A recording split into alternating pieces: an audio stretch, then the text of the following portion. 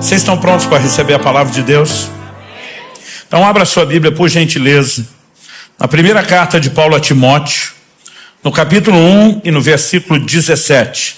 Eu vou ler na Nova Almeida Atualizada, qualquer que for a versão que você tiver, eu gostaria que você acompanhasse comigo, ou talvez a gente tenha isso aí no telão.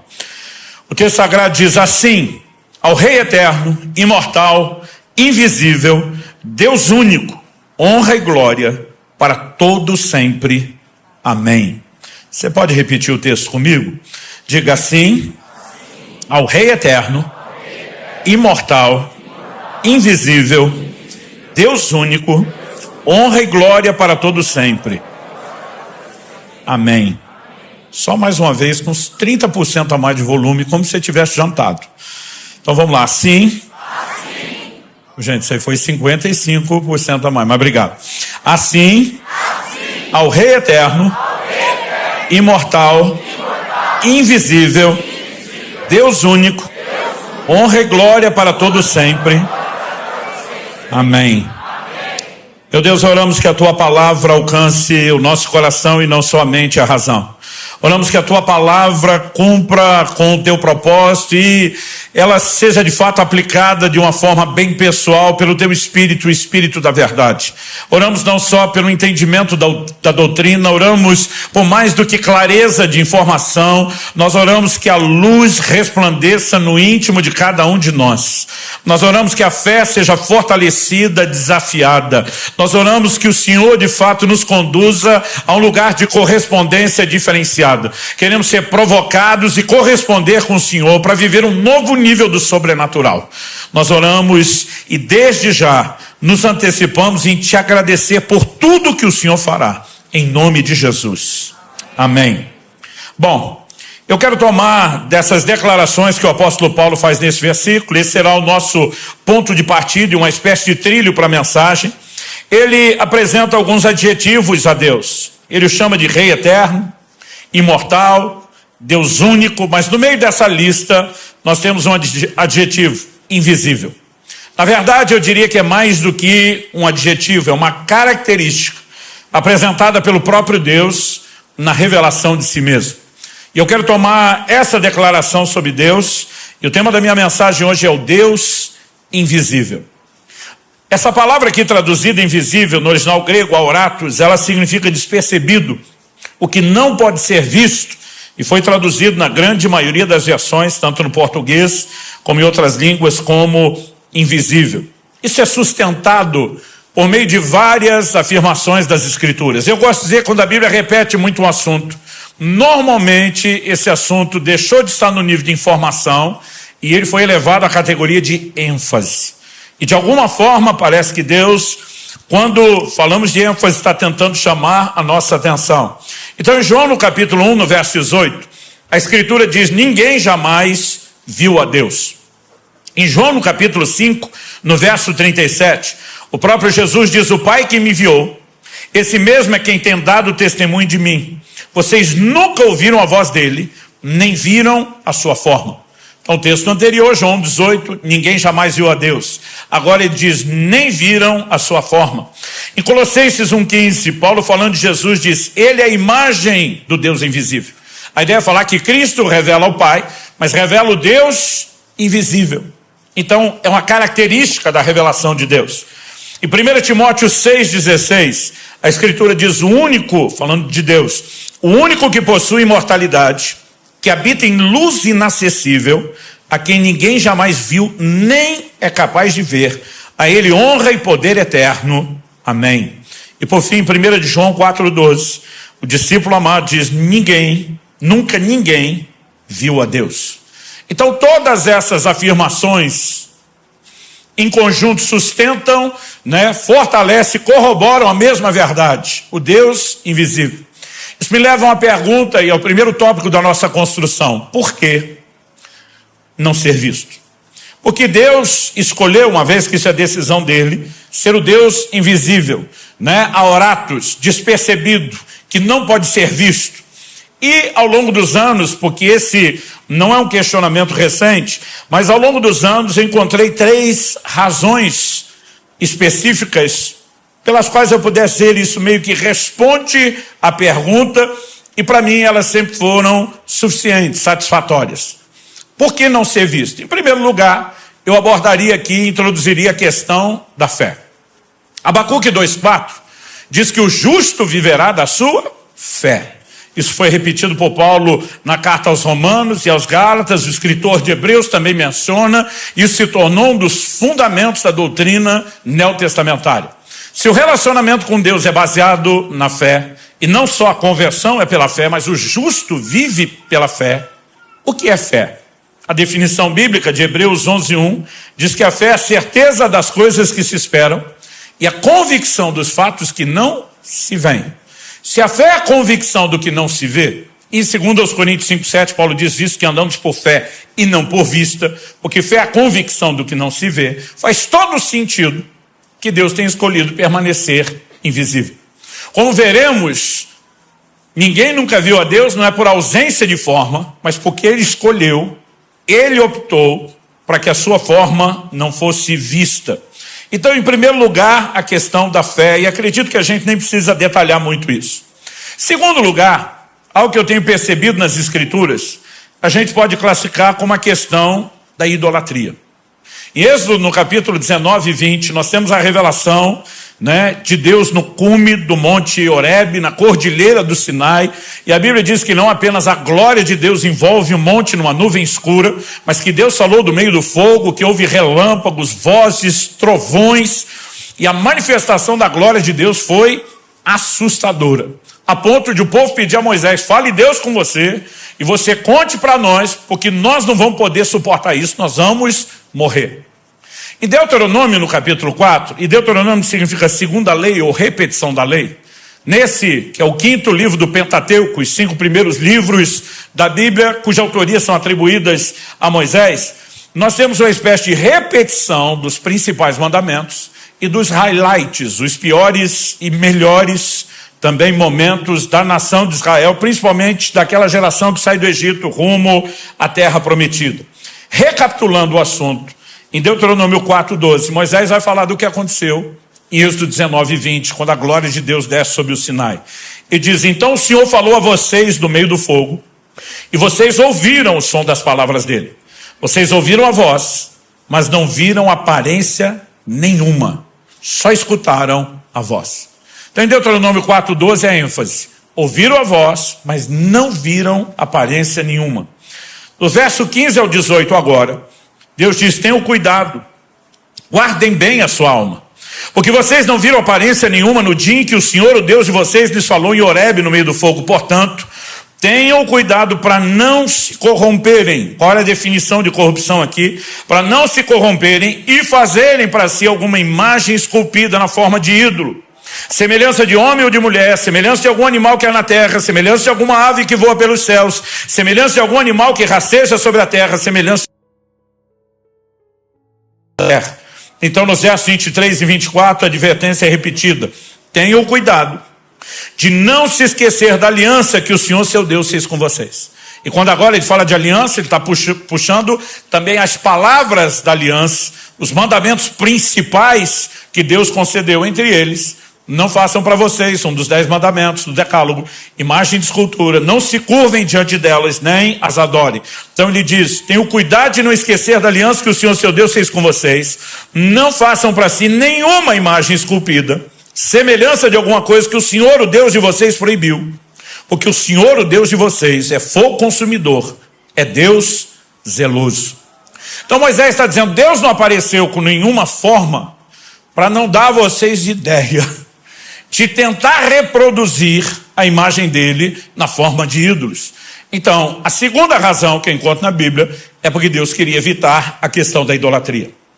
A terceira, ela aparece no outro momento, onde Moisés, homem de Deus, faz um pedido ousado, eu diria abusado a Deus.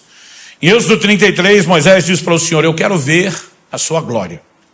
E a resposta de Deus em Êxodo 33, de 20 a 23, é a seguinte: você não poderá ver minha face, porque ninguém verá minha face e viverá. Disse mais o Senhor: eis aqui um lugar perto de mim, onde você ficará sob a rocha. Quando a minha glória passar, eu porei você numa fenda da rocha, eu cobrirei com a mão até que eu tenha passado. Depois, quando eu tirar a mão, você me verá pelas costas, mas a minha face ninguém verá. Essa terceira questão, se a primeira é a da fé, a segunda é do risco de idolatria, a terceira questão é a questão que eu definiria como da limitação humana. Deus diz, homem nenhum que ver a minha face viverá.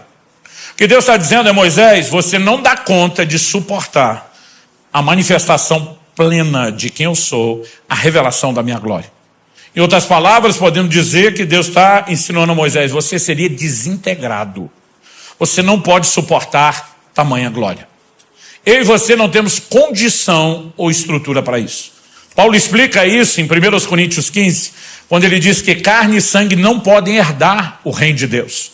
E herdar, ele está falando de entrar nesse estado.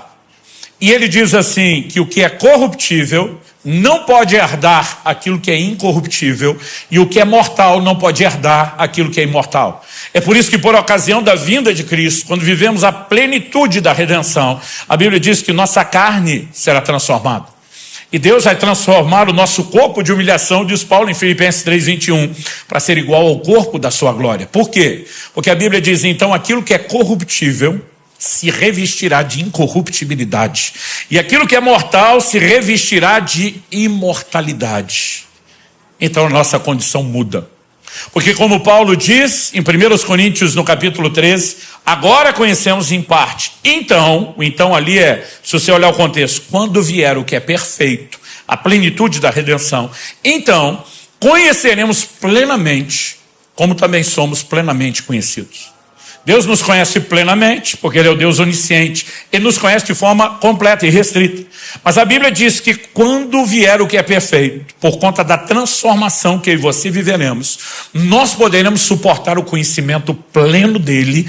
E eu, com muita paciência, mas cheio de esperança e empolgação, fico aguardando o dia em que o poderemos ver face a face. Esse dia chegará.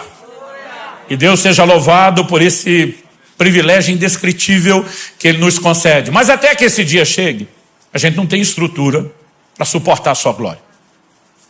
Então Deus está dizendo, Moisés, se eu te der o que você está pedindo, você não aguenta. Mas o seu pedido não será ignorado.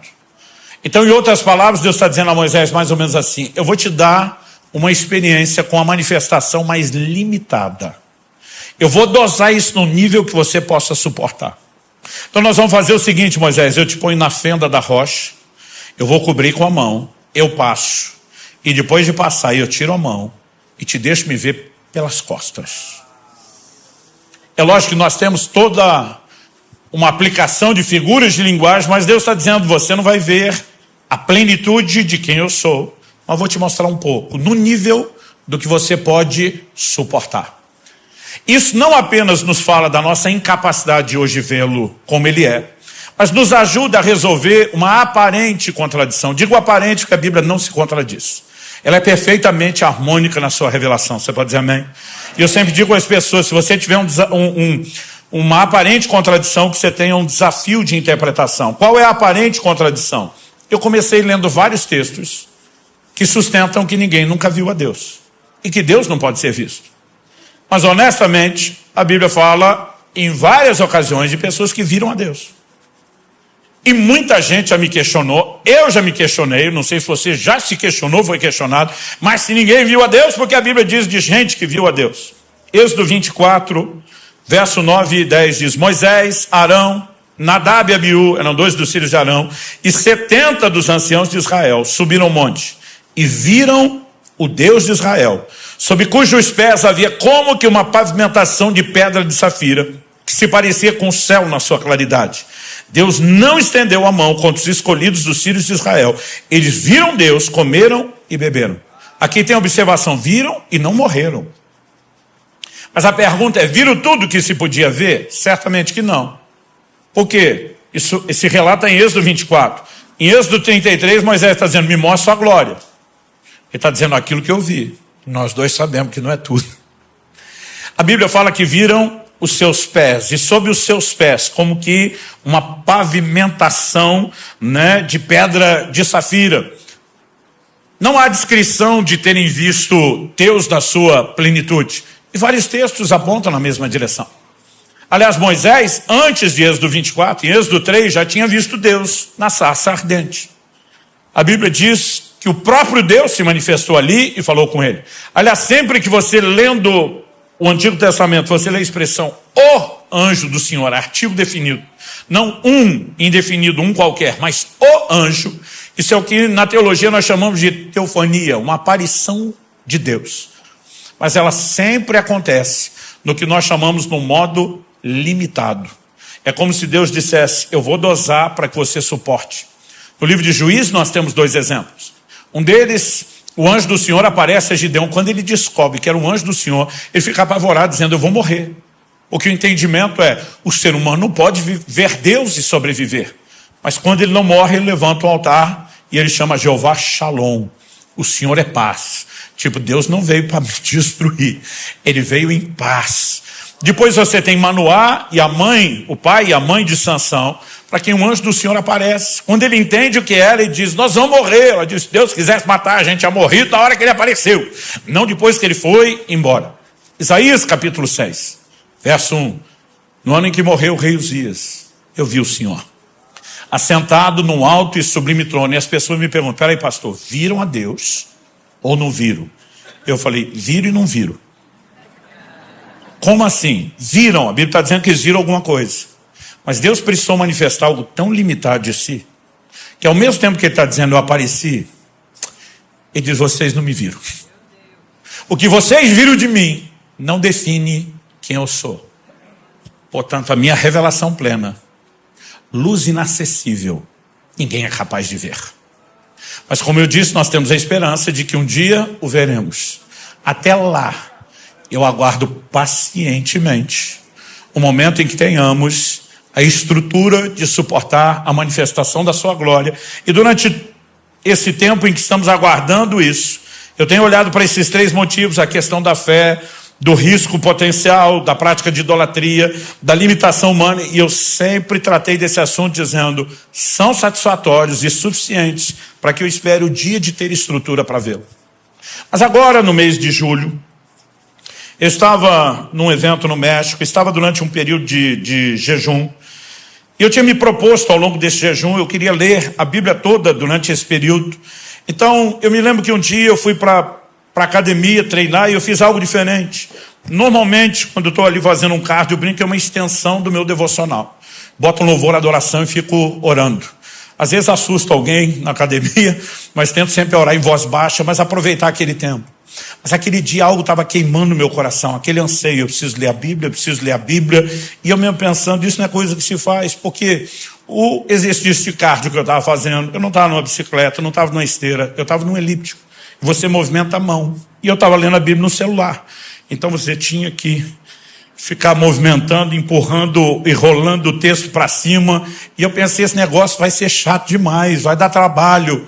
Mas eu estou tão envolvido na leitura. E eu tinha começado em Gênesis, a ideia era ir até Apocalipse quase que em sequência. Eu fui alternando um pouco entre Velho e Novo Testamento, mas seguindo bem a sequência de uma forma geral. E eu ainda estava em Deuteronômio 4, que é o texto que nós lemos sobre idolatria.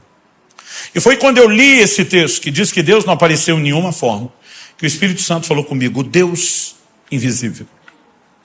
E na hora eu lembrei de 1 Timóteo. Na hora eu lembrei de Colossenses 1,15 falando de Jesus. Ele é a imagem do Deus invisível. E Deus começou a chamar a minha atenção, dizendo, esse assunto precisa da sua atenção. É uma das formas como eu tenho me revelado. Tem algo por trás disso. E o Senhor me disse, durante os anos, você buscou e encontrou 3 respostas para o fato de eu não aparecer com nenhuma forma. Ele diz, mas tem algo que você não viu. Tem algo que você não compreendeu. E foi tão extraordinário o que aconteceu durante aquele treino, que assim, toda vez que eu compartilho o que eu compartilho, principalmente gente que foi abençoada, diz, pastor, glória a Deus, eu falo, eu estou frustrado. Você fala, mas por que o senhor está frustrado? Eu digo, porque eu não consigo comunicar. Aí alguns falam, pastor, foi fantástico. Eu falo, porque você não ouviu o que eu ouvi. Eu não consigo explicar, porque revelação, às vezes você entende em fração de segundos, algo que por mais que tente não consegue. Então a minha oração é que Deus acenda uma luz dentro de você, como Ele fez comigo. Porque eu sei que a limitação, a explicação é limitada. Mas naquele momento o Espírito Santo falou comigo, tem algo que você não viu. Eu não sei se eu chamaria de uma quarta questão. Eu diria que talvez é um desdobramento da segunda. O Senhor me diz, toda vez que você pensa na questão da idolatria, Ele diz, você pensa apenas na ideia de fazer uma imagem de um outro Deus. E Deus me disse, o que eu falei sobre idolatria não se limita à imagem de um outro Deus. O Senhor diz lá em Deuteronômio 4, o texto está dizendo que eu não apareci com nenhuma forma para que ninguém fizesse uma imagem minha. Deus está dizendo, o problema não é só um ídolo, uma imagem de um outro Deus concorrente. Deus diz, eu não queria imagem minha. O que dizer de outro? Mas Deus está dizendo, eu não queria imagem minha. E de repente eu paro e digo, nunca pensei nisso. Mas de repente começa a fazer todo sentido o desenho de algumas declarações bíblicas. Por exemplo, em Êxodo, no capítulo 32, a Bíblia diz no verso 1, o povo viu que Moisés demorava para descer no monte.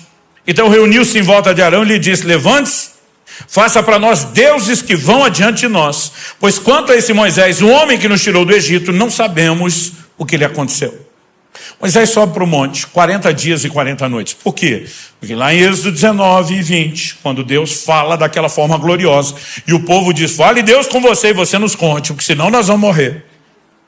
Deus diz, a partir de agora é assim. Eu falo com você, você fala para eles. Por quê? Porque o povo manda em Deus? Não. Porque Deus não entrega nada de valor para quem não valoriza. Deus diz, não querem ouvir minha voz? Não estão dando valor à minha voz, não vão ouvir. A partir de agora eu falo com você e você conta. Então Deus diz, vem você para o monte, ninguém mais vai ouvir minha voz. Moisés sobe para o monte, mas 40 dias se passaram. O problema é que nada indica que Moisés sabia o tempo que ia ficar lá.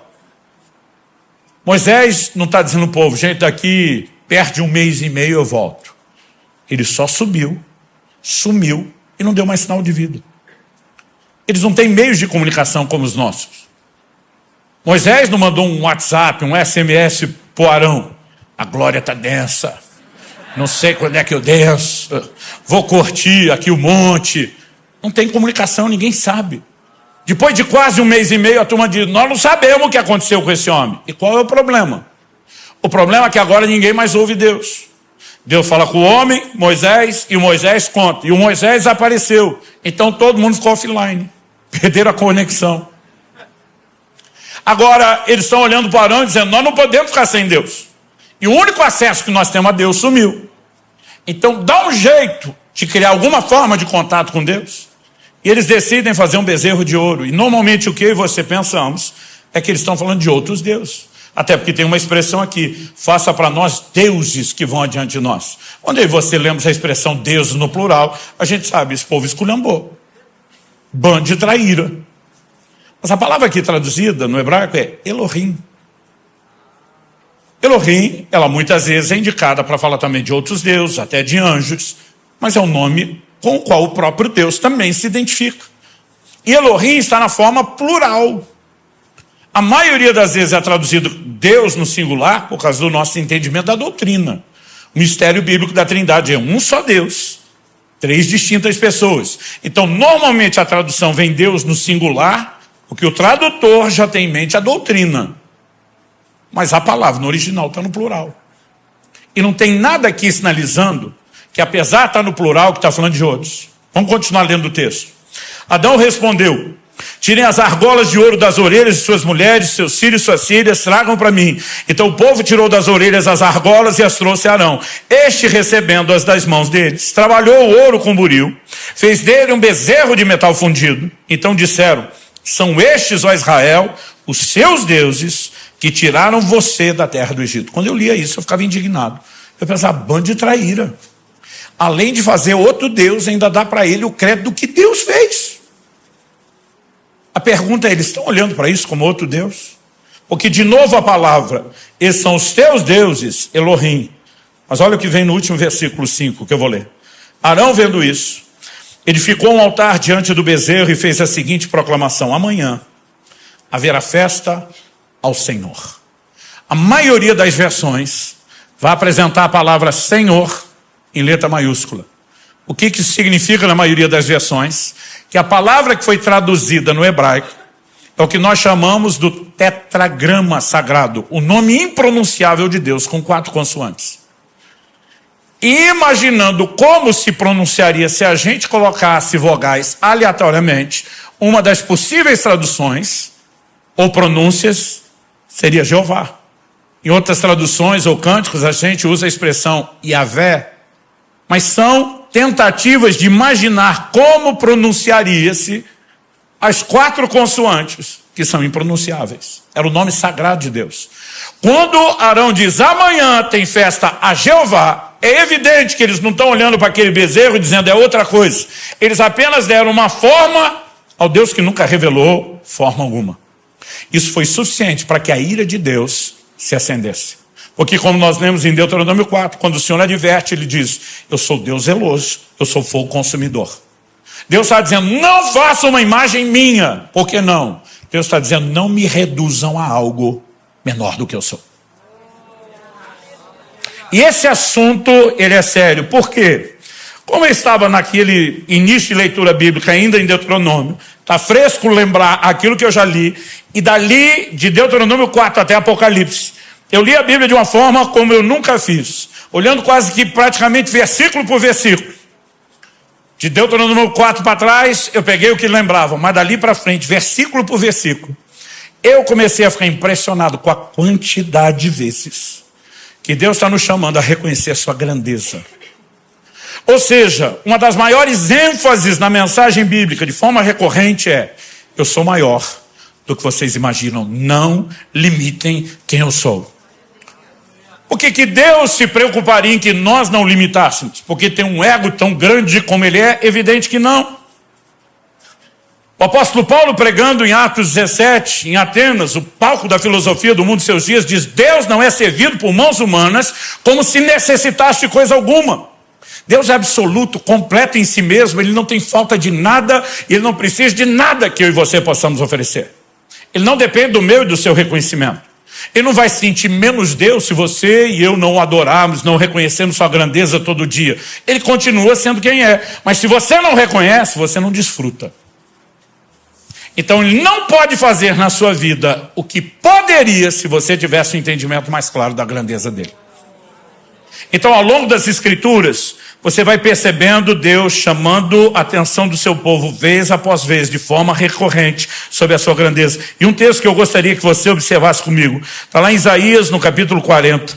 Eu quero ler a partir do verso 12 até o 26. Eu sei que o texto é grande, maior do que o que costumamos ir lendo no meio de uma mensagem, mas a gente precisa dar atenção a isso.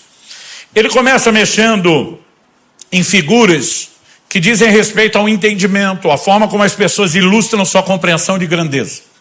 Por exemplo, quando você lê a literatura antiga, dos povos antigos, entre os maiores exemplos do que se utilizava para comunicar imensidão, estão aplicações de figuras como o oceano, os mares e os céus. Talvez essa esteja entre as figuras que mais se usou na literatura antiga para falar do conceito de imensidão e grandeza. Olha como Deus começa em Isaías 40, 12. Quem na concha da sua mão mediu as águas? E disso aí que você acha que é muita água, os mares todos. O Senhor diz, cabe na concha da minha mão. Quem na concha da sua mão mediu as águas e tomou a medida dos céus a palmos? Ele pega o outro conceito de imensidão e diz, isso aí eu brinco de medir no palmo. Quem recolheu o pó da terra na terça parte de uma vasilha? Ele diz, não precisa nem da vasilha toda. E pesou os montes e as colinas numa balança. Quem guiou o Espírito do Senhor, ou como seu conselheiro o ensinou, ou quem se aconselhou para que lhe desse compreensão, quem lhe ensinou a vereda da justiça, ou quem lhe ensinou a sabedoria, e quem lhe mostrou o caminho do entendimento. 15. Eis que as nações são consideradas por ele como um pingo, uma gota que cai de um balde, como um grão de pó na balança. Não vai a menor diferença. Eis que ele carrega as ilhas como se fossem pó fino. Ele vai falar agora no verso 16. Você vai pegar um outro entendimento bíblico. Quando se falava de abundância de madeira, bosque, todo mundo remetia ao Líbano. Quando se falava de um lugar de animais, também estava lá. Olha o que Deus diz no verso 16. O Líbano não seria suficiente para o fogo, e os animais de lá não bastaria para um holocausto. Eu estou dizendo, o que vocês acham que é a imensidão de madeira e dos bosques, não dá para um holocausto. Não é lenha para um holocausto, para mim. 17, diante dele todas as nações são como coisa que não é nada. Ele as considera menos do que nada, como um vácuo. 18, com quem vocês querem comparar Deus? Com que imagem vocês o podem confrontar? E agora que entra no assunto da imagem, o profeta falando da parte de Deus esculhamba. Quanto à imagem, essa é moldada pelo artífice, depois o ourives a reveste de ouro e forja correntes de prata para ela. O pobre, que não pode fazer tal oferta, escolhe madeira que não apodrece e procura um artífice perito para fazer uma imagem esculpida que não oscile. Será que vocês não sabem? Será que não ouviram? Será que isso não lhes foi anunciado desde o princípio? Vocês não entenderam isso desde a fundação do mundo? Vocês não atentaram para os fundamentos da terra? Ele é o que está sentado sobre a cúpula da terra, cujos moradores são como gafanhotos. Ele quem estende os céus como cortina e os desenrola como tenda para neles habitar. É ele quem reduz a nada os príncipes e torna em nulidade os juízes da terra. Mal foram plantados e semeados, mal se arraigou na terra o seu tronco e já secam, quando um sopro passa por eles e uma tempestade os leva como palha. Com quem vocês vão me comparar? A quem eu seria igual? Diz o santo. Levantem os olhos para o alto e vejam quem criou essas coisas. Aquele que faz sair o seu exército de estrelas, todas bem contadas, as quais ele chama pelo nome, por ser ele grande em força, forte em poder, nenhuma só vem a faltar. Por ser ele grande em força, forte em poder. Você pode repetir isso comigo? Diga, por ser ele grande em força, forte em poder. Obrigado pela sua empolgação, mas dá para melhorar. Vamos lá, por ser ele grande em força, forte em poder. Então Deus está dizendo, com quem vocês vão me comparar? A quem eu seria igual? Deus está dizendo, por que vocês querem me comparar com coisas? Não só com seres, com coisas menores. Eu comecei a perceber ao longo das escrituras, que o tempo todo Deus chama atenção para não me compare com nada que é pequeno ou limitado. Eu sou maior do que isso. Números 23, 19, Deus não é homem para que minta, nem filho do homem para que se arrependa. Será que tendo ele prometido não fará, tendo ele falado não cumprirá? E aí você vai perceber que as pessoas que viveram coisas extraordinárias ao longo da escritura, é gente que se posicionou para crer firmemente no que ele disse, dizendo ele tem o poder de cumprir o que falou. Então está dizendo, eu não sou como homem, eu não sou como seus semelhantes, que são limitados no que prometem, que são limitados no seu poder de realização, ou que são limitados no caráter a ponto de falar e não sustentar. Deus diz, não me compare com nenhum homem, nem os melhores, porque eu estou acima. Quando a Bíblia fala de Abraão, pai da fé, diz em Romanos 4, 20 e 21, não duvidou por incredulidade da promessa de Deus, mas pela fé se fortaleceu, dando glória a Deus, estando plenamente convicto de que Deus era poderoso para cumprir o que havia prometido. Se torna o pai da fé, porque disse, ele falou, vai fazer. Quando Abraão vai sacrificar seu filho, a Bíblia diz que Deus pediu que oferecesse seu filho, seu único filho, o filho a quem amava em sacrifício. A Bíblia diz que Abraão se levanta de madrugada. Ele não hesitou, ele não demorou, ele não enrolou. Imagina ele acordando e falando estilo goiano ou mineiro. Bora.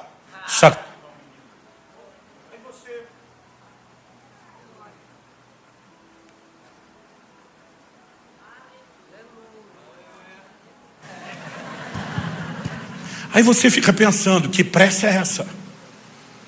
Abraão não ama o menino. A Bíblia diz que o próprio Deus diz, o filho é quem você ama. Mas quando ele para, antes de chegar no Monte Moriá, ele diz para os servos que estão com ele, vocês ficam aqui, eu e meu filho vamos adorar e voltaremos. Você não está indo matar, estou indo matar. Mas Deus prometeu que a minha descendência será nesse menino. Não tem jeito ele falar, prometer e não cumprir. E se mandou matar. O livro de Hebreus vai dizer, ele cria que Deus podia levantá-lo dentre os mortos. Abraão está dizendo que ele vai fazer, problema dele. Ele falou, ele sustenta. E o homem que se torna o pai da fé, que Romanos 4 diz que deixou exemplo, pegadas de fé, é alguém que crê que não há absolutamente nada impossível para Deus. Em Lucas 1,37, o capítulo que você tem tanto a aparição do anjo para falar da intervenção de Deus em Isabel, a mulher de Zacarias, que teria João Batista, como você tem a anunciação de Gabriel a Maria. Em Lucas 1,37 você encontra a seguinte declaração, porque para Deus não haverá impossíveis em todas as suas promessas. Como uma virgem pode conceber? O problema é de quem prometeu.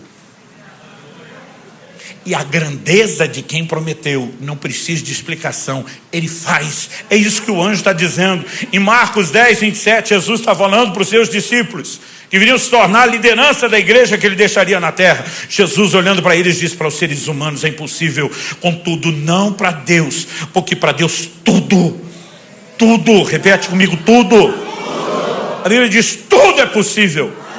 Então, Jesus está tentando incutir nos líderes que ele vai levantar um entendimento que, na verdade, tem norteado a vida de todo mundo que viveu algo significativo em Deus, que construiu algo diferenciado para Deus. Qual é? É a percepção da grandeza de Deus. O rompimento espiritual, seja na vida pessoal, ministerial, qualquer que seja o aspecto, depende da dimensão de revelação e conhecimento que você temos de Deus. Daniel 11:32 diz: o povo que conhece seu Deus será forte e fará proezas. Tanto a sua identidade como a sua produtividade é afetada pelo conhecimento de Deus. A percepção de grandeza tem norteado todo mundo que escreveu a história. Davi, enviado pelo pai para checar o estado dos irmãos, levar um pouco de comida, quando chega lá, se depara com um fato inédito. Um gigante do lado de lá do exército inimigo, desafiando os israelitas, e dia após dia, e dizendo: não precisa um exército guerrear com outro, me dê um homem, nós vamos duelar, quem vencer garantiu tudo. E ele chega e vê aquele negócio e diz: ninguém vai lutar com homem. Imagina alguém dizendo: tu tá maluco? Qual o tamanho do cara? A medida dele dá uns 3 metros, gente. Numa época de luta mano a mano, você tem um camarada do lado de cá que vai enfrentar um outro de 2 metros, já era uma desvantagem. De 3. Só que Saul, que é o rei, a Bíblia diz que ele era maior, dos ombros para cima. Não tinha ninguém da estatura dele. Era menor que o Golias, mas era onde estava a menor desvantagem. Ele não se anima, nenhum dos grandes guerreiros se anima. E aí chega esse baixinho invocado, e ele começa a olhar aquele negócio, está indignado com o Golias, está indignado com o exército. E ele diz: quem é esse incircunciso filisteu para afrontar os exércitos do Deus vivo? Ele diz: eu vou enfrentá-lo. Os caras dizem: tu está maluco? Eu vou enfrentá-lo. Saul diz: então bota a minha armadura. Ele diz: esse negócio não serve em mim, eu não sei lutar. Como é que você vai enfrentar? Você não tem experiência de guerra e vai sem o devido armamento. Ele diz: rei, o Deus que me livrou do leão e do urso vai me livrar do gigante. Agora, sabe o que é interessante? Eu não sei o que você pensa, o Deus que me livrou do leão e do urso. Acho que alguns de nós imaginamos: apareceu o leão ou o urso enquanto Davi estava pastoreando, e ele corre, que o livramento de Deus foi achar um buraco apertado que os bichos não entrassem. Deus me livrou. Não é isso que ele está falando.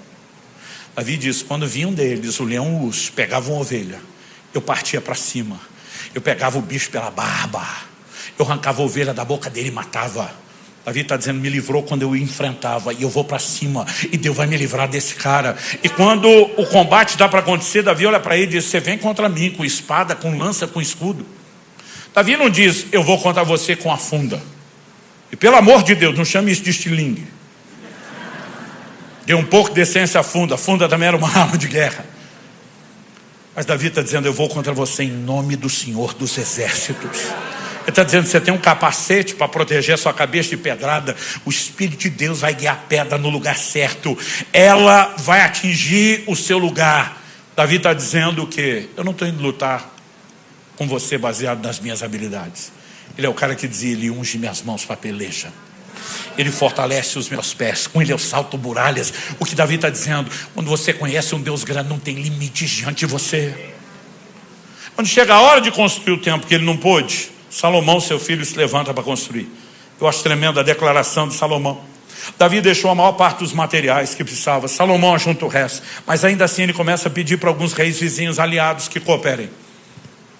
E para um deles, quando ele pede material, se não me engano era madeira, ele diz em 2 Crônicas 2, 5 e 6: o templo que edificarei será grande, porque o nosso Deus é maior do que todos os deuses.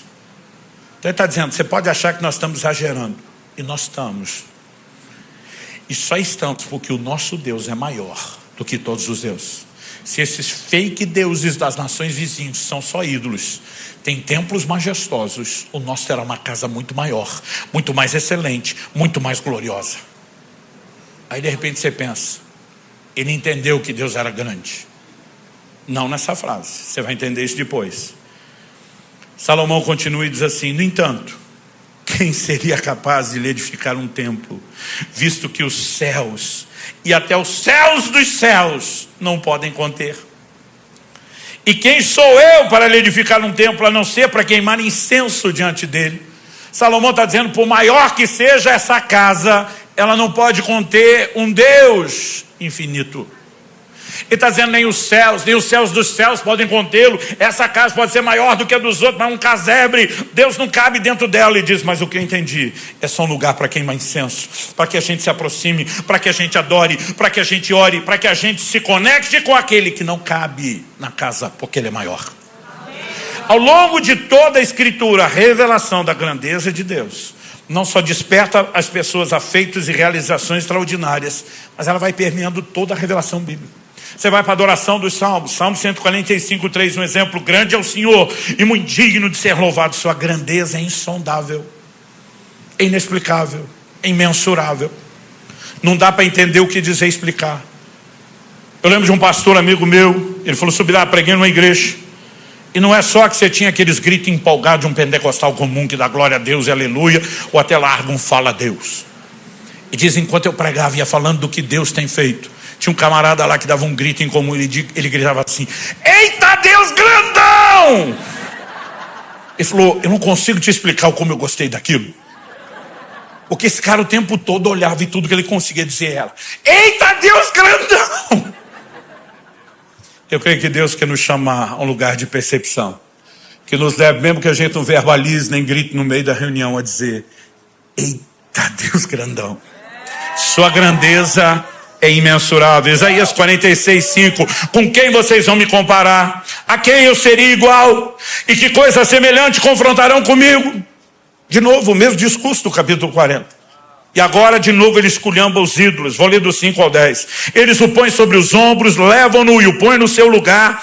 E aí ele fica do seu lugar, não se move. Recorre a ele, falando do ídolo, mas nenhuma resposta ele dá e não livra ninguém da sua tribulação. Lembrem-se disso e animem-se. Pensem a respeito disso, ó rebeldes. Lembrem-se das coisas passadas, das coisas da antiguidade. Que eu sou Deus e não há outro. Que eu sou Deus e não há outro semelhante a mim. Desde o princípio anuncio o que há de acontecer, desde a antiguidade revelo as coisas que ainda não sucederam. Eu digo, meu conselho permanecerá de pé e farei toda a minha vontade. Percepção da grandeza de Deus. Então Deus está dizendo, não me reduzam a algo pequeno e limitado como uma imagem. Pastor, mas o senhor acha que a gente faria isso hoje? Eu realmente espero que não. Mas a pergunta prática aqui é, mesmo não fazendo uma imagem de escultura que possa ser vista e tocada, será que eu e você não temos criado uma imagem de Deus dentro de nós? Na nossa mente, emoções, na nossa fé, que o limitam. Não que a gente diga que ele não tem poder nenhum, mas que a gente simplesmente o defina tudo o que ele pode fazer, o que eu vi ele fazer até hoje, e não mais do que isso. Em Números, no capítulo 11, a gente tem algo que me faz pensar muito nesse assunto. O povo começa a reclamar do maná. E diz, nossa alma tem fastio desse pão vil. A gente consegue imaginar isso. Uma nação que atravessa um deserto. Não dá para plantar e colher, está em movimento. A terra também não tem a menor condição de dar fruto. Não existe a frutífera e provisão de comida no meio do caminho. Mas Deus diz, eu vou cuidar de vocês. Todo dia chove pão do céu. O livro do Salmo chama isso de o pão dos anjos. Trigo do céu. Você já parou para pensar nisso? A Bíblia diz que durante cerca de 40 anos, as vestes não envelheceram, nem a sandália nos pés. O que me faz imaginar, a Bíblia não é clara, pois eu fico tentando apelar para a lógica, que a sandália vai crescendo junto com o pé das crianças, naqueles 40 anos. E não estraga. Eu descobri que a maior parte de quem murmura não é porque tem motivo, é pela incapacidade de reconhecer o que recebe. Porque esse povo consegue reclamar do cuidado de Deus que garante a sobrevivência deles. Nós estamos cansados de maná, todo dia maná, não aguentamos mais o maná. E Deus se incomoda. O povo começa a dizer para Moisés, nós queremos comer carne. Carne, Moisés, proteína. E Deus diz para Moisés, fala para eles, que eu vou encher eles de carne. Eles vão comer carne o mês inteiro. Deus diz, vão comer carne até sair pelas narinas. Quando Deus fala isso para Moisés, gente, Deus não está falando com qualquer um. Moisés é o camarada que em todo o Antigo Testamento, talvez a exceção no Novo seja só Jesus. Ninguém na Escritura viu tanto milagre como Moisés. É impressionante o volume, a dimensão de milagres que esse povo viu. Eles experimentaram muita, mas muita coisa da parte de Deus. E agora, esse povo está lá diante de Deus, resmungando, murmurando, reclamando de que eles de fato querem comer carne. E Deus diz, então tá bom, eu vou mandar carne. E quando Deus fala isso, o Moisés começa a dar um sermão para Deus sobre logística. Ele começa simplesmente a tentar explicar para Deus a dimensão do problema. O texto diz assim, no verso 21, Moisés, porém, respondeu. Esse povo, vou ler agora Números 11, de 21 a 23. Moisés, porém, respondeu. Esse povo no meio do qual estou é de 600.000 homens em pé. E tu dizes, eu lhes darei carne, e eles a comerão durante o mês inteiro? Se alguém aqui já fez um churrasco, pensa no pesadelo logístico de fazer um churrasco para 600 pessoas. Estou falando de uma refeição só, 600 homens. É um pesadelo logístico. Agora Moisés está dizendo, são 600.000, mais de 500 mil. E o Senhor está dizendo que eles vão comer carne o dia inteiro, todo dia, por um mês. É quase como se Moisés estivesse falando, o Senhor fez as contas? Outro dia alguém falou, pastor, por que a Bíblia conta os homens e não as mulheres? Falei, na maioria das vezes que ela faz isso, está falando de comida. Jesus multiplicou pães para 5.000 homens, fora mulheres e crianças. 4.000 homens, fora mulheres e crianças.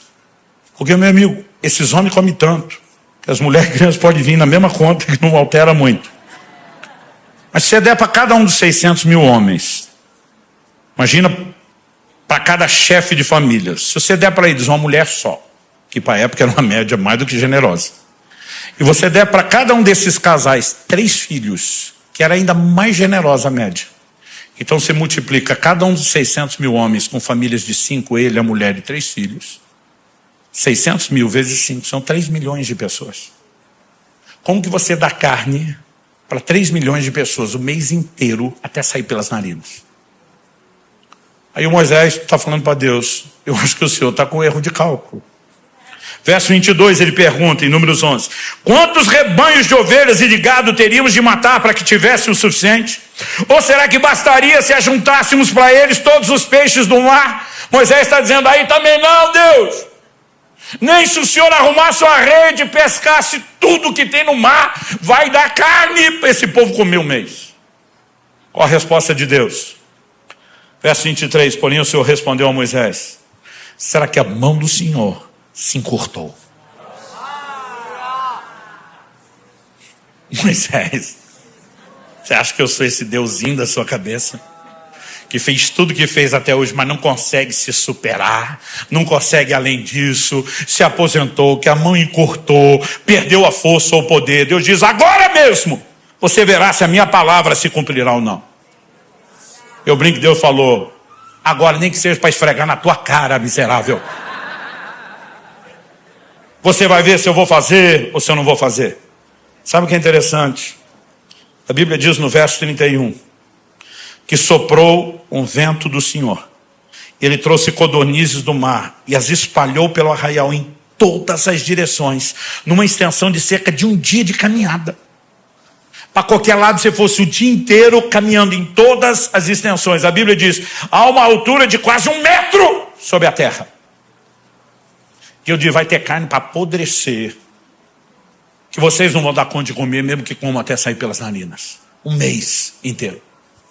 A pergunta a ser feita é: será que eu e você não temos criado uma imagem de um Deus, não que não pode fazer nada, mas que pode ir só até o limite do que fez até hoje?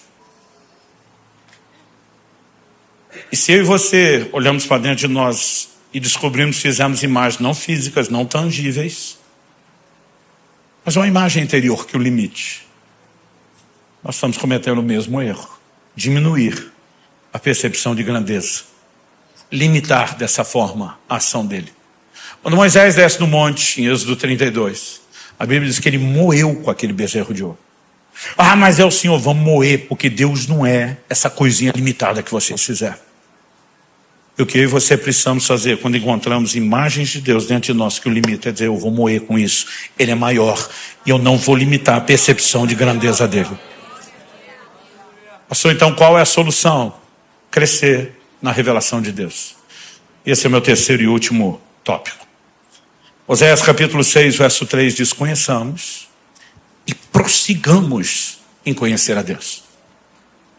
Deus é um ser inesgotável. Nenhum de nós pode dizer que já conheceu tudo que poderia conhecer. Aliás, em 1 Coríntios 15, 34, Paulo diz: voltem à sobriedade como convém, não pequem. Do que ele está falando? Ele continua e diz: por quê? Conjunção explicativa, conecta as ideias.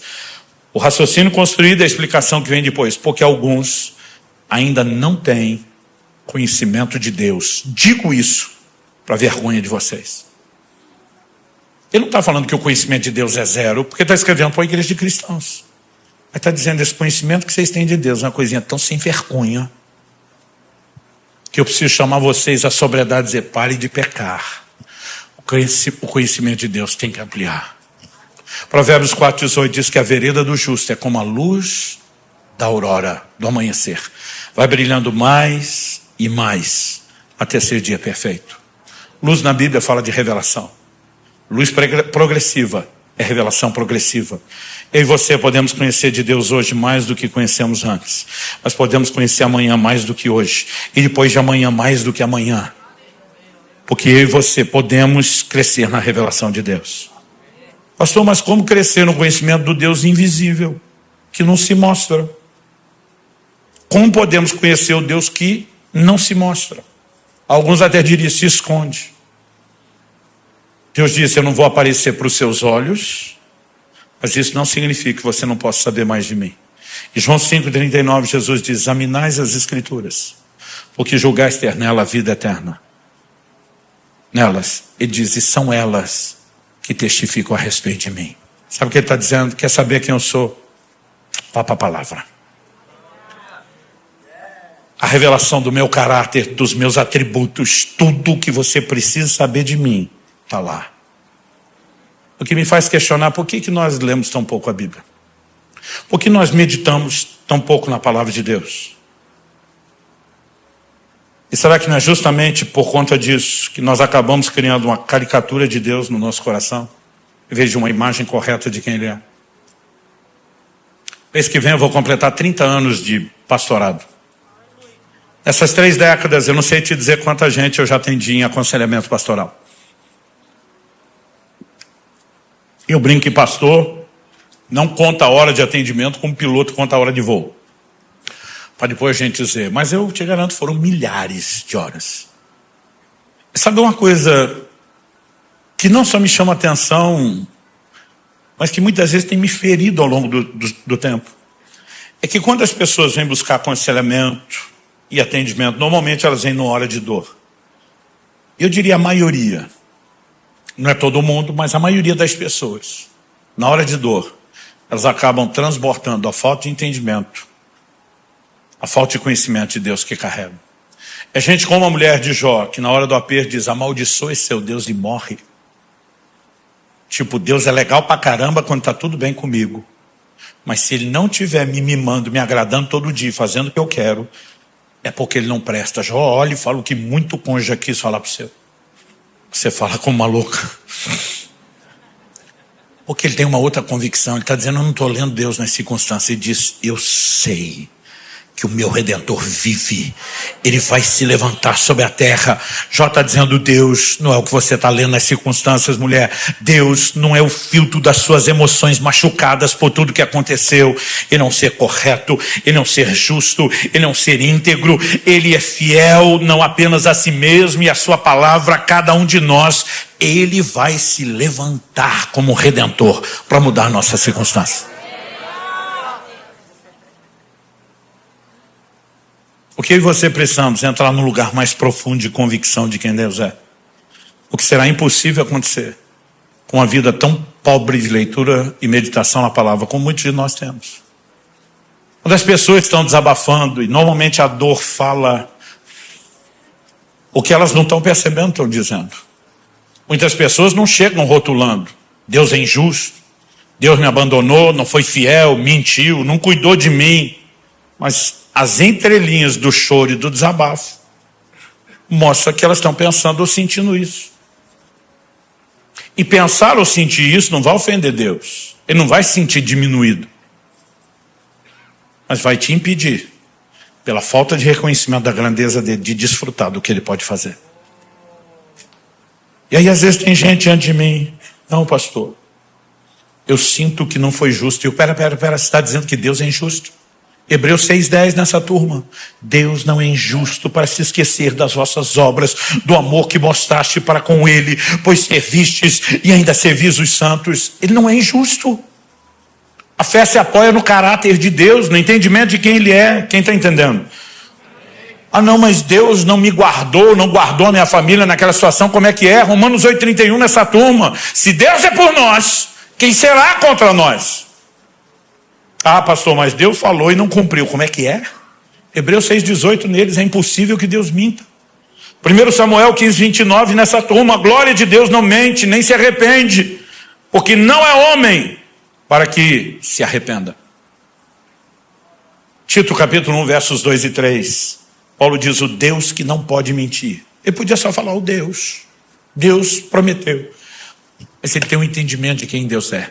O Deus que não pode mentir. Prometeu antes dos tempos eternos e no momento oportuno, porque ele cumpre o que falou, a hora que bem entender, mas vai cumprir no momento oportuno, manifestou sua palavra mediante a pregação que me foi confiada por ordem de Deus, nosso Salvador. Aí eu sinto que Deus não se importa comigo, de como é que é, Romanos 8,32 nessa turma. Se Deus não poupou o seu próprio filho, antes o entregou por amor de nós, como não nos dará juntamente com ele todas as coisas? Traduzindo, se Deus deu Jesus por você, que é o que ele tinha de melhor, e faz qualquer loucura por você, crente. Davi diz no Salmo 27,10, no momento que está apanhando, sendo perseguido de todo lado, ainda que meu pai e minha mãe me desamparem, o Senhor me acolherá. Pai e mãe são os últimos a desistir de alguém. E diz, mas não importa se pai e mãe encontrarem o seu limite. Ele não é igual, ele está acima. Ele está em outro patamar de fidelidade, de amor, de constância. Dá para entender essa percepção? E nós precisamos disso. Como encontramos isso na palavra? O Deus foi infiel. Deuteronômio 7,9 nessa turma. Portanto, saibam que o Senhor, seu Deus, é Deus. Ele é o Deus fiel, que guarda aliança e misericórdia até 1000 gerações aos que o amam e cumprem os seus mandamentos.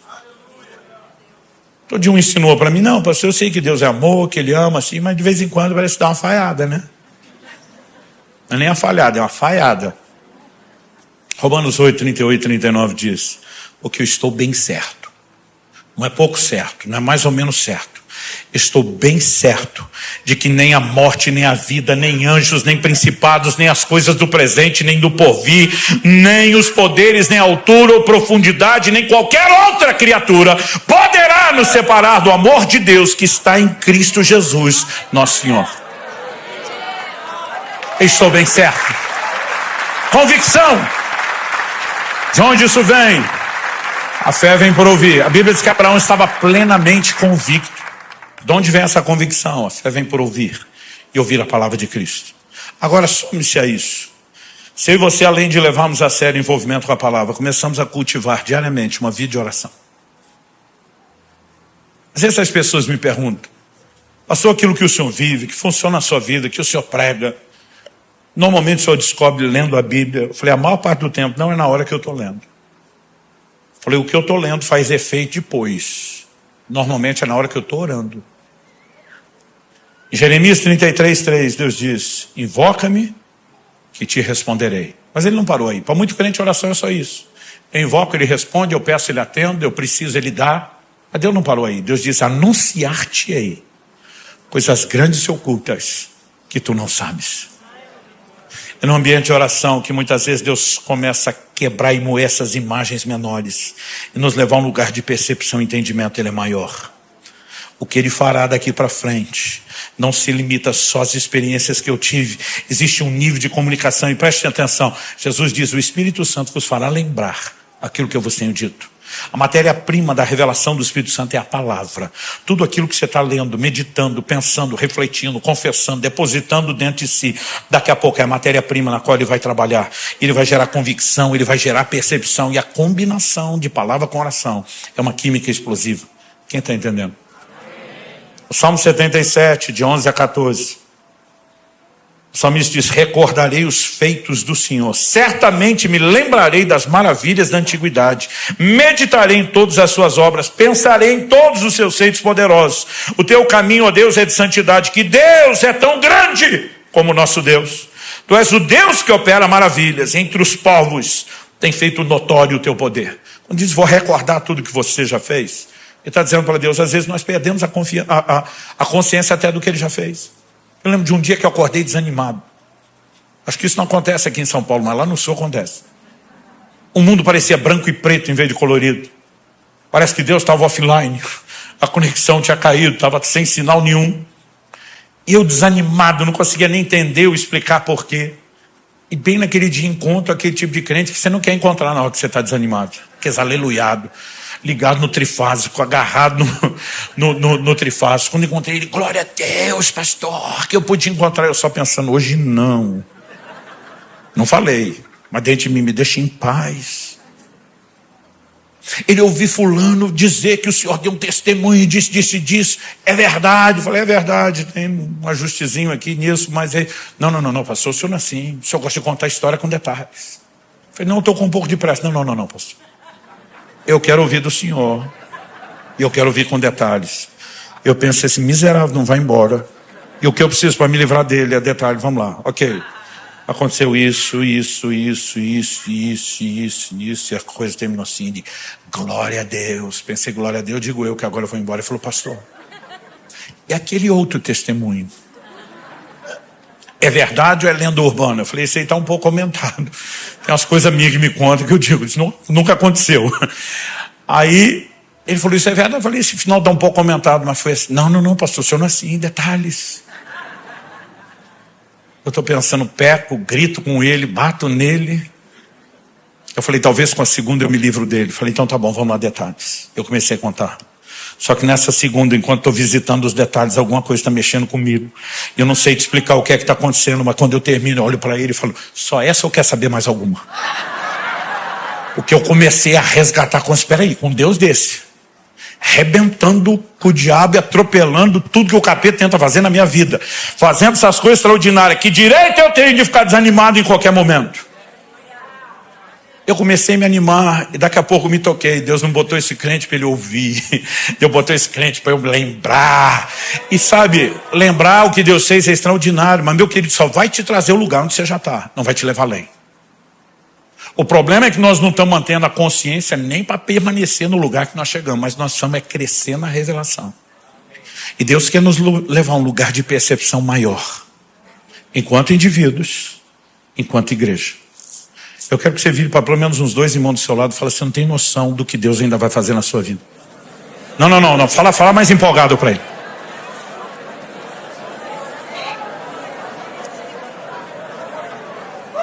Vamos ficar em pé para parecer que está acabando. Decida não limitar ou diminuir Deus. Se você não buscar em Deus a revelação de quem Ele é, e a revelação progressiva, você sempre vai imaginá-lo menor do que Ele é. E nós podemos intencionalmente mudar isso. Algo que me chama a atenção sobre Davi, diz: uma coisa pedi ao Senhor e a buscarei, que eu possa habitar no seu santuário todos os dias da minha vida. Por que, Davi? Está com medo dos inimigos? Não. Por que, Davi? Está com problema, precisa de milagre? Não. Por que você quer estar lá todo dia? Para contemplar a formosura dele. Eu quero ficar babando nos atributos dele, admirando sua grandeza, sua majestade. Davi está dizendo: eu não dedilho a harpa em adoração por falta do que fazer, não é terapia ocupacional. Eu sou cativado, fascinado pelo entendimento de quem ele é. Ele não diz só contemplar sua formosura, a beleza do Senhor. Ele diz: eu quero meditar, inquirir no seu santo templo. Algo que me chama a atenção é o que a Bíblia fala em Apocalipse 4 sobre os seres viventes. João tem uma visão, e aliás no livro do Apocalipse você vai encontrar muitas inserções dos livros de Isaías, Jeremias, Ezequiel, Daniel e outros dos profetas. E nada disso está lá por acidente. Deus está conectando muito do que ainda vai fazer com aquilo que ele tem anunciado ao longo do caminho. E lá você percebe que João descreve uma cena semelhante ao que Isaías viu. No capítulo 6 ele diz: eu vi o Senhor assentado no alto sublime trono. Em volta dele havia serafins. Alguns acreditam que a expressão serafim fala de uma categoria angelical. Eu particularmente não creio nisso. Ela aparece uma vez só na Bíblia. E os seres que ele descreve ali, chamando de serafim, aparecem no livro de Ezequiel, sendo chamados de querubins. A palavra serafim significa aquele que queima, que arde. Eu particularmente acredito que o adjetivo fala de seres que têm um zelo pelo Deus diante do qual eles estão. No livro do Apocalipse eles não são chamados nem de querubins nem de serafins, mas a Bíblia diz que eles estão diante do trono de Deus. E Apocalipse capítulo 4 verso 8 nos dá uma informação que ela é relevante. Me permita ler para você antes de orarmos. Os 4 seres viventes, tendo cada um deles respectivamente 6 asas, igual que Isaías descreveu, estavam cheios de olhos ao redor e por dentro. Não tinham descanso nem de dia nem de noite, proclamando: Santo, Santo, Santo é o Senhor Deus, o Todo-Poderoso, aquele que era, que é e que há de vir. O texto diz: não tinham descanso nem de dia nem de noite, atividade contínua, incessante. Agora observe, a visão de Isaías acontece há aproximadamente 700 anos antes de Cristo. O relato do Apocalipse é de aproximadamente perto de 100 anos depois de Cristo. Entre uma experiência e outra, 800 anos. Nós não sabemos quando é que começou, mas 800 anos depois, esses seres ainda estão lá, noite e dia sem cessar: Santo, Santo, Santo é o Senhor dos exércitos. Mas não só estão lá, a Bíblia diz que eles não têm descanso, noite e dia ininterrupto, uma ação que não para. Agora tente imaginar você. Se eu e você tivéssemos a comissão de nos alternar em turnos, para que a eternidade nunca ficasse descoberta com gente chamando Deus de santo, como você faria depois de 50 ou 100 anos de turno ininterrupto chamando Deus? Não vou nem falar dos 800, o que dizer do antes e o depois. Tenta imaginar 30, 50 anos que você ficasse lá noite e dia, santo. Imagino que depois desse tempo todo alguns de nós estaria: Santo, S-A-N-T-O, Santo, Santo. Que se você estivesse lá só repetindo, seria um tédio. Mas a pergunta: eles estão apenas repetindo algo que é uma obrigação? A Bíblia diz que eles são cheios de olhos, por detrás e por diante. Outra tradução diz por dentro e por fora. Um dia alguém perguntou: pastor, por que tanto olho? Eu falei: porque 2 não seriam suficientes para admirar tanta beleza. Eles não estão ali de castigo, eles não estão ali sendo punidos, estão diante de um ser infinito, grande, infinito, majestoso, além da capacidade de admiração ou definição. Imagino que cada vez que eles repetem santo, não é o santo de antes, É uma percepção que amplia, que se renova, e aquilo não é um castigo, é uma admiração profunda. Ele é um ser inesgotável. Mas muitos de nós já o temos adorado com tédio, porque não crescemos na revelação de quem Ele é. Deus está nos chamando a um lugar de crescer na revelação. Você recebe essa palavra? Eu gostaria que nós tirássemos alguns minutos, dizendo: Deus, como Moisés moeu com aquele bezerro de ouro, porque o Senhor não era aquela coisa limitada. Nós queremos moer com qualquer imagem interior que hoje te diminua. Nós queremos um toque, uma ação sobrenatural do Teu Espírito que amplia a nossa percepção. Fala com Deus do seu jeito, da sua maneira. Adore a Deus se você preferir. Faça isso em português, na linguagem sobrenatural do Espírito Santo, ou permaneça em silêncio diante dele. Eu não sei o que ele pode estar falando ou fazendo no seu coração, mas renda-se a ele. Mais do que apenas mudar as circunstâncias que você está enfrentando, Deus quer mudar a sua percepção dele, e o resto será efeito colateral. Confira esta outra linda pregação que pode tocar seu coração e inspirar sua fé.